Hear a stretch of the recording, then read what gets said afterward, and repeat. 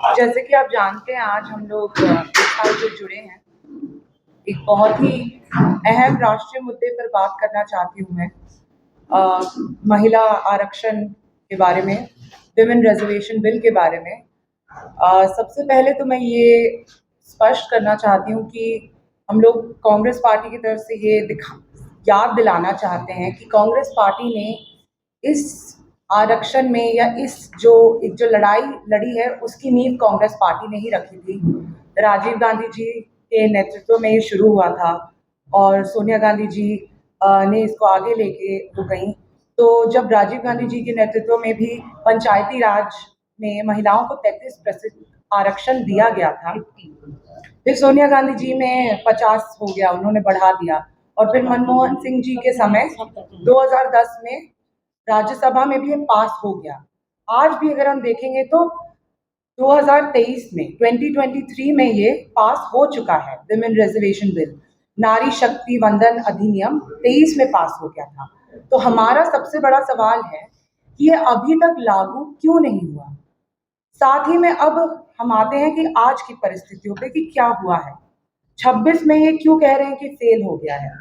देखिए, हुआ क्या है कि नारी शक्ति वंदन अधिनियम के साथ साथ आपने परिसीमन भी जोड़ दिया है, और परिसीमन तो जोड़ ही दिया है, उसके साथ आपको एक जनगणना की जरूरत होगी। और आप 2011 के सेंसस को 26 में लेकर आते हैं और कहते हैं कि 2011 के सेंसस के हिसाब से हम 26 में परिसीमन करेंगे।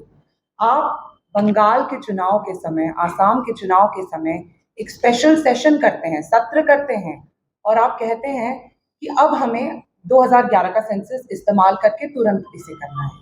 तो ये क्या है? सबसे पहले तो 11 का सेंसस आज क्यों इस्तेमाल हो रहा है? हम 26 में हैं, हमें एक नए जनगणना की ज़रूरत है। और साथ ही में राहुल गांधी जी जाति जनगणना की भी बात कर रहे हैं इतने समय से, उस पर भी क्या होने वाला है, उस पर अभी तक क्यों नहीं काम हुआ है? ये बहुत सारे सवाल हैं। और साथ ही में क्यों ये बिल फेल हो गया है? ये इसलिए फेल हुआ है क्योंकि एक तो आपने डिलिमिटेशन, परिसीमन और सेंसस को एक साथ क्यों जोड़ दिया है महिला आरक्षण के बिल के साथ। ये एक बहुत बड़ा सवाल है।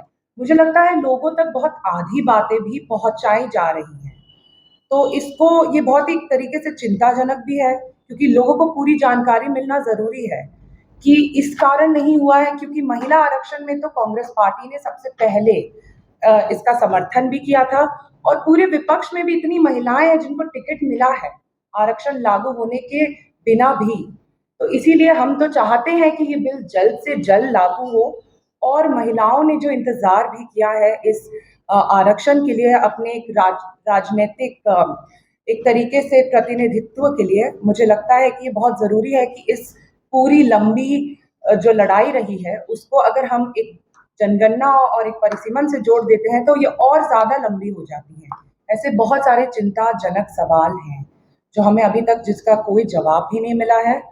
और मुझे लग रहा है कि कहीं न कहीं सामने वाले भाजपा की जो सरकार है वो ध्यान भटका रही है ये दिखाकर कि हम रैली करेंगे, हम बाहर जाएँगे, हम सड़क पर निकलेंगे, पर आप ही की सरकार है। हम चाहते हैं कि आप लागू करें, हम आपके साथ हैं। हम ये भी चाहते हैं कि परिसीमन भी हो, हम परिसीमन के भी खिलाफ नहीं हैं। पर मुझे लगता है कि ये ज़रूरी है समझना कि दोनों को क्यों जोड़ा जा रहा है। इसके पीछे कोई षड्यंत्र है, कोई राजनीतिक रूप देने की कोशिश है। ये एक बहुत चिंताजनक चीज़ है। और मुझे ये भी कहना है साथ में कि ये जो हम जो बिल की अगर हम बात करें, तो इस बिल में क्या-क्या चीज़ें हैं जो ज़रूरी है समझना। महिलाओं को अगर हमें आगे बढ़ाना है, तो जो पिछड़ी वर्ग की महिलाएँ हैं, उनकी सहायता करने में हम किस तरीके से क्या कर सकते हैं, उस पर भी कुछ सवाल उठाने ज़रूरी हैं।